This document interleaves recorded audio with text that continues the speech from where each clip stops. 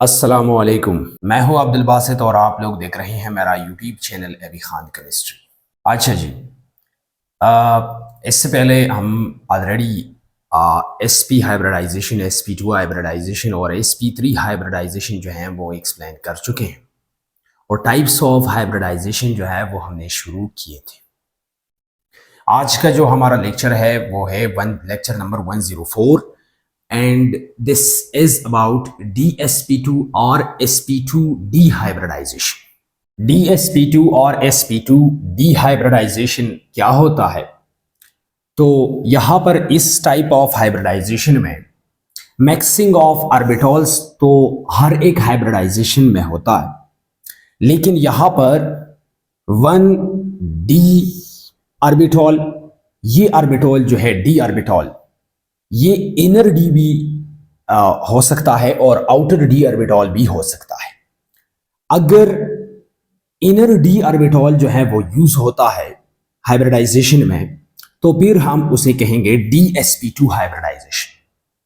और अगर कहीं पर आउटर डी ऑर्बिटल जो है हाइब्रिडाइजेशन में हिस्सा ले रहा है तो उसी सूरत में फिर हम उसको कहते हैं, उस टाइप ऑफ हाइब्रिडाइजेशन को sp2d हाइब्रिडाइजेशन।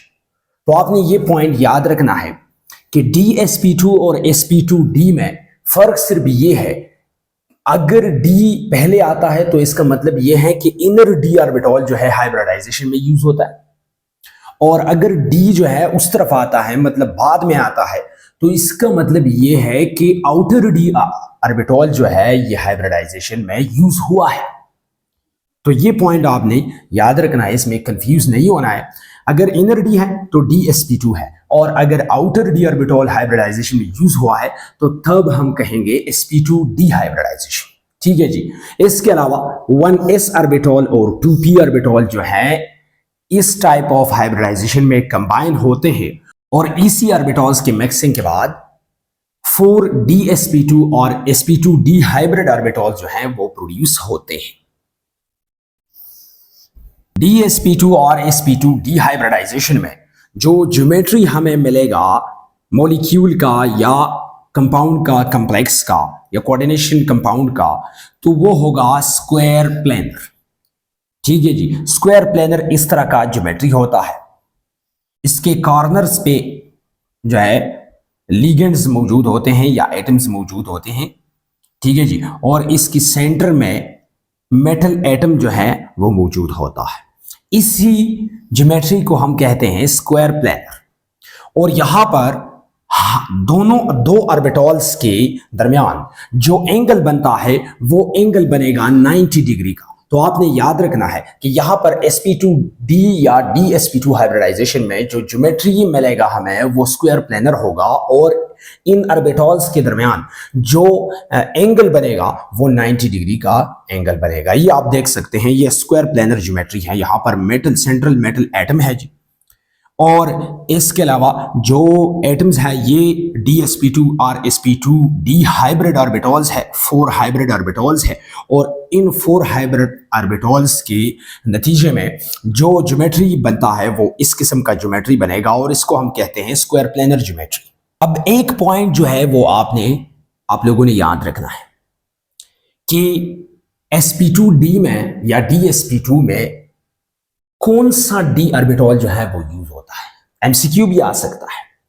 ठीक है जी, कि sp2d और DSP2 हाइब्रिडाइजेशन में d सबशेल का कौन सा ऑर्बिटल यूज होता है, ये क्वेश्चन है, MCQ भी है, क्योंकि d सबशेल में टोटल जो है 5 ऑर्बिटल्स हैं। ठीक है जी, dxy, dyx, dzx, dx² - y² और dz² है। तो इस ज्योमेट्री में स्क्वायर प्लेनर में या DSP2 और sp2d हाइब्रिडाइजेशन में कौन सा ऑर्बिटल जो है d सबशेल का यूज होगा। तो आप लोगों ने यह पॉइंट याद रखना है कि यहां पर इस हाइब्रिडाइजेशन में sp2d या DSP2 हाइब्रिडाइजेशन में जो d सबशेल का ऑर्बिटल यूज होता है वो होगा dx² - y²। क्यों?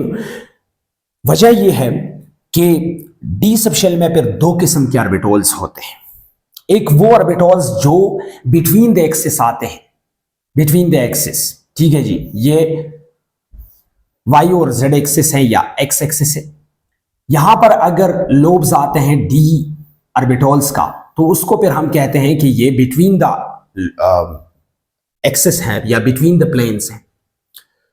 और जो सेकंड टाइप है डी ऑर्बिटल्स का, वो होगा ऑन द एक्सिस। तो दो तरह के ऑर्बिटल्स हो गए, एक बिटवीन द एक्सिस और एक जो है ऑन द एक्सिस।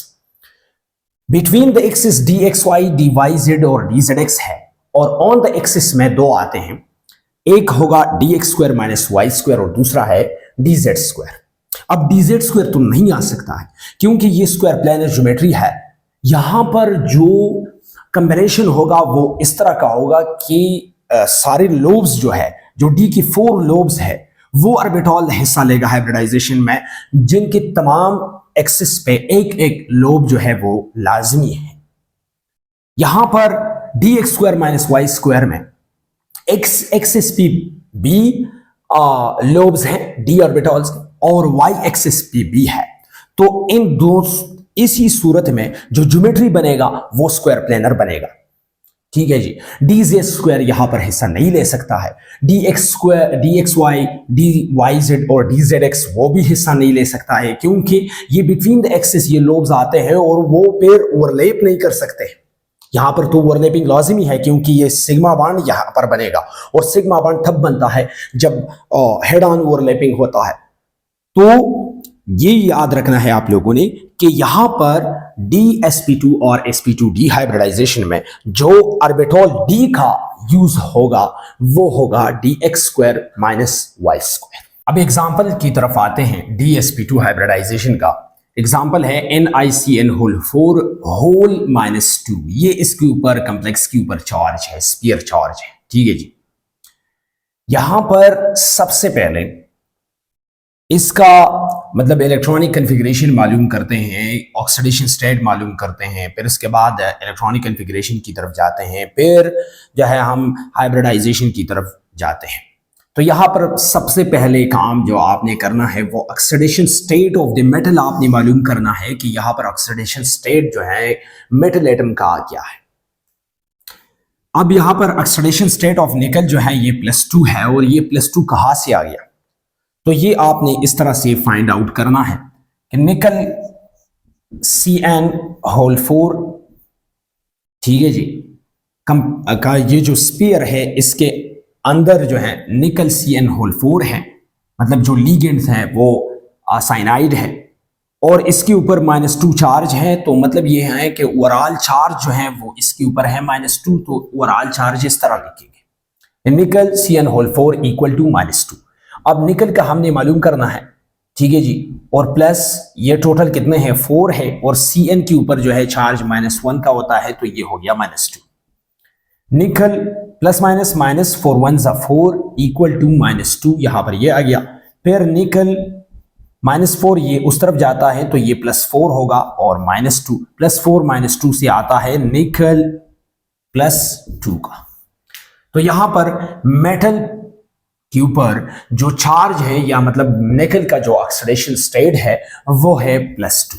अब सीधा आएंगे निकल के एटॉमिक नंबर की तरफ। निकल का एटॉमिक नंबर है 28, और इसका जो वैलेंस इलेक्ट्रॉनिक कॉन्फ़िगरेशन है वो है 4s2 3d8 और 3d8 4s2।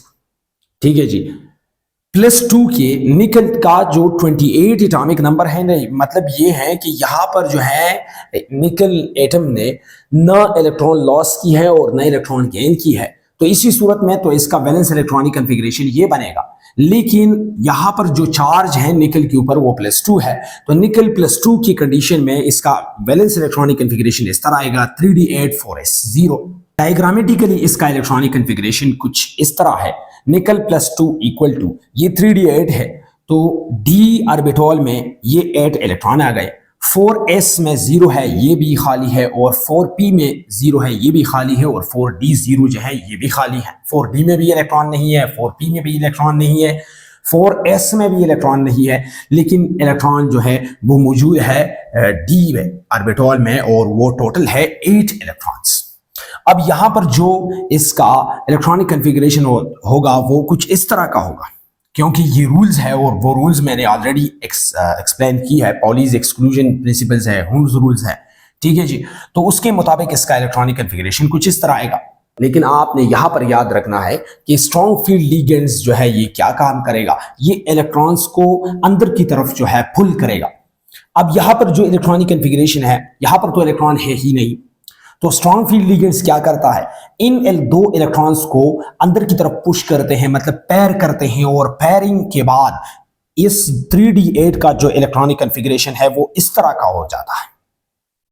तो यहां पर एक d ऑर्बिटल जो है ये खाली रह जाता है पैरिंग से, ये स्ट्रॉन्ग फील्ड लिगेंड का काम होता है। और 4s0 ये तो खाली है, और 4p0 जो है ये भी खाली है। अब dsp2 हाइब्रिडाइजेशन में अगर इनर ऑर्बिटल, यहां पर इनर d ऑर्बिटल जो है वो यूज होता है, इसी वजह से ये जो हाइब्रिडाइजेशन है ये dsp2 हाइब्रिडाइजेशन है। यहां पर एक d ऑर्बिटल और वो है dx² - y², एक s ऑर्बिटल वो तो s ही है, और दो जो है वो p ऑर्बिटल्स है। यहां पर एक p ऑर्बिटल जो है वो अनहाइब्रिड रह जाता है, ठीक है जी।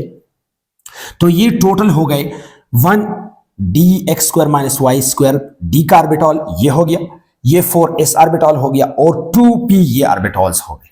तो टोटल 4 ऑर्बिटल्स मिक्स होके, मिक्सिंग के बाद यहां पर इस किस्म का ऑर्बिटल्स जो है, इस किस्म का स्ट्रक्चर जो है ये बनता है।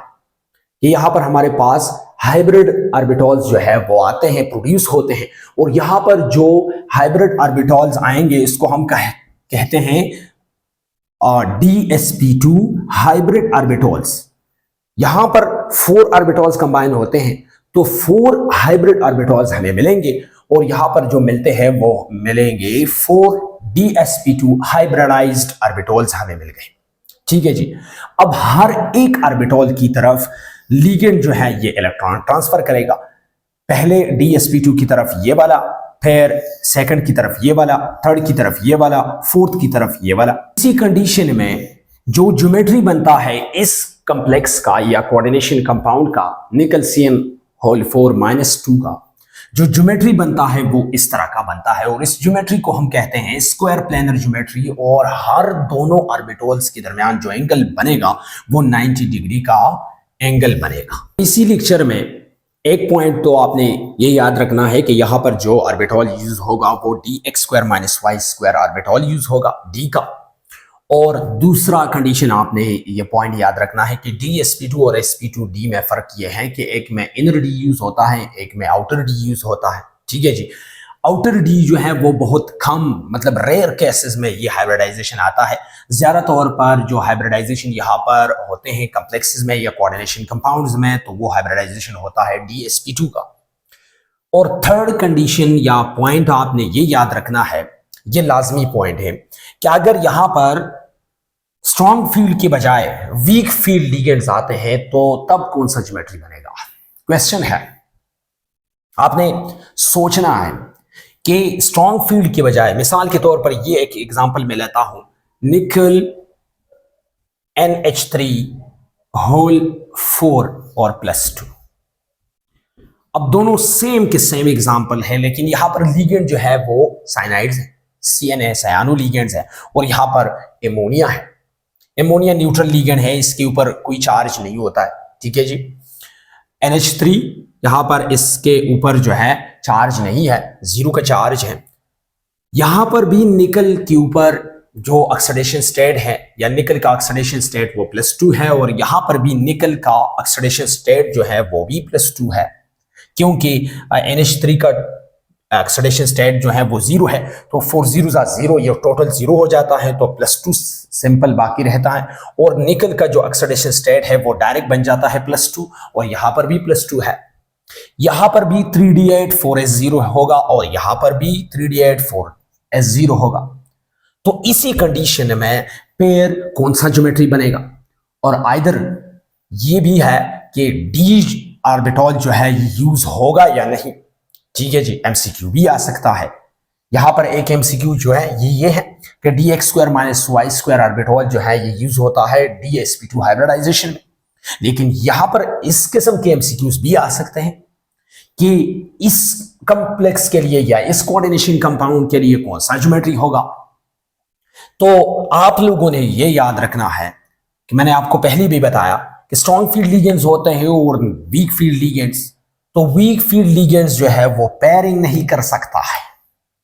यहां पर स्ट्रॉन्ग फील्ड लिगेंड्स की वजह से ये इलेक्ट्रॉन्स पेयर हो गए, ये सिंगल डी ऑर्बिटल जो है ये खाली हो गया, ठीक है जी, ये अनफिल्ड हो गया, यहां पर इलेक्ट्रॉन्स नहीं है, तो फिर ये हाइब्रिडाइजेशन में हिस्सा लेगा। लेकिन इसी कंडीशन में पेयरिंग नहीं होगा, तो पेयरिंग नहीं होगा, खाली डी ऑर्बिटल हमारे पास मौजूद नहीं होगा, तब यानी मतलब वीक फील्ड लिगेंड की कंडीशन में यहां पर जो ज्योमेट्री हमारा बनेगा वो sp3 हाइब्रिडाइजेशन, यानी मतलब यहां पर जो हाइब्रिडाइजेशन होगा वो sp3 हाइब्रिडाइजेशन होगा और इसका ज्योमेट्री जो है वो टेट्राहेड्रल होगा, ठीक है जी। तो ये पॉइंट आपने याद रखना है, लिगेंड्स को देखना है। लिगेंड्स अगर स्ट्रॉन्ग फील्ड लिगेंड्स है तो फिर dsp2 ज्योमेट्री बनेगा, यानी मतलब स्क्वायर प्लेनर ज्योमेट्री बनेगा, एंगल जो है वो 90 डिग्री का आएगा। और अगर वीक फील्ड लिगेंड है तो उसी कंडीशन में पेयरिंग नहीं होगा। अगर पेयरिंग नहीं होता है तो डी ऑर्बिटल जो है वो खाली नहीं रहेगा, उसी कंडीशन में जो हाइब्रिडाइजेशन आएगा वो आएगा sp3 का, और sp3 की कंडीशन में जो ज्योमेट्री बनता है वो टेट्राहेड्रल ज्योमेट्री बनता है, और वहां पर फिर जो एंगल बनता है वो 109.5 डिग्री का बनता है।